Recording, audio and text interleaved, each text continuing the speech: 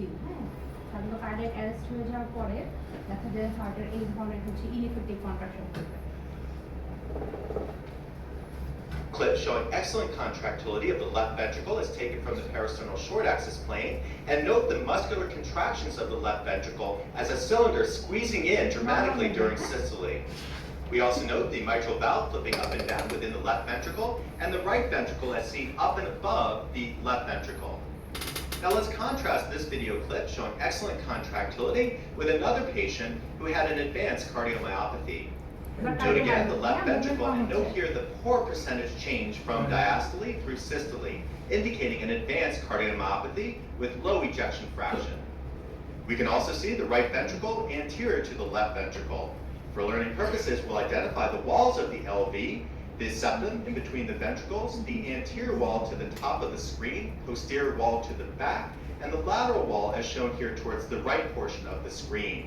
Now, while I show the walls of the left ventricle here, it's important to realize that the goal of emergency echo at the bedside is to determine overall left ventricular contractility rather than looking for segmental wall motion abnormalities. So,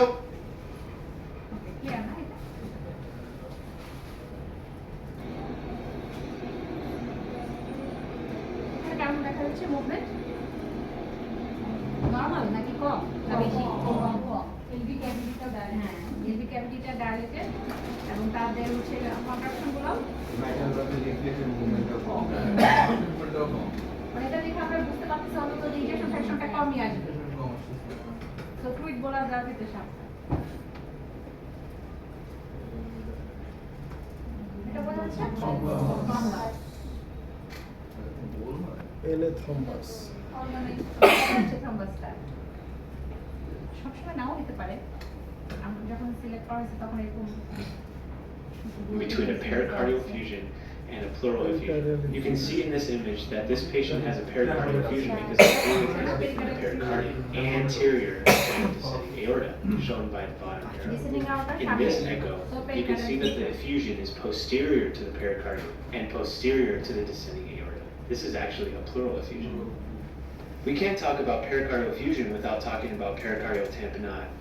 Traditionally, the diagnosis of tamponade is made when you have diastolic collapse of the ventricle with clinical symptoms of hypoperfusion, such as hypotension, tachycardia, syncope, shortness of breath, chest pain, etc.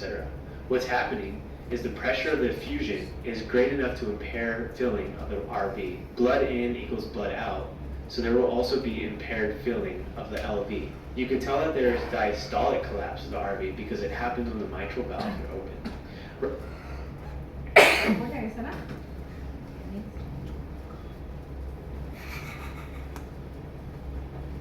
That we saw on the previous slide.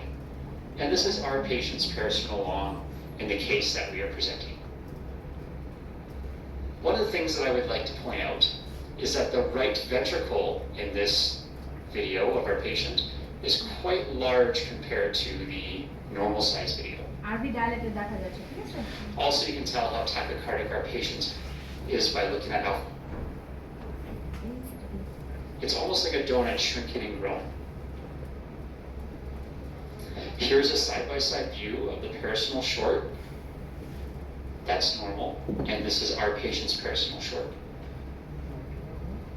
Once again, one thing that jumps out at you is how big the right ventricle is compared to the left ventricle.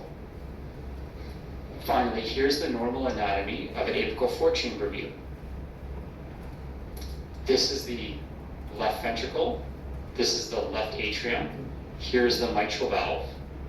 This is the right atrium, and this is the right ventricle. Now playing them side by side. This is the same video as on the last screen where they're displaying normal anatomy. And here's our patient's apical four-chamber.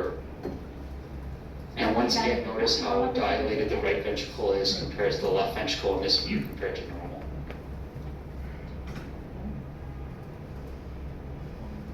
This is an apical four-chamber view in a patient with known pulmonary embolism causing right ventricle strain. The probe is placed just below the nipple in a male or at the inframammary fold in a female, with the probe marker oriented towards the left axilla. On this image, we can appreciate the left atria here, the left ventricle, right atria, and right ventricle.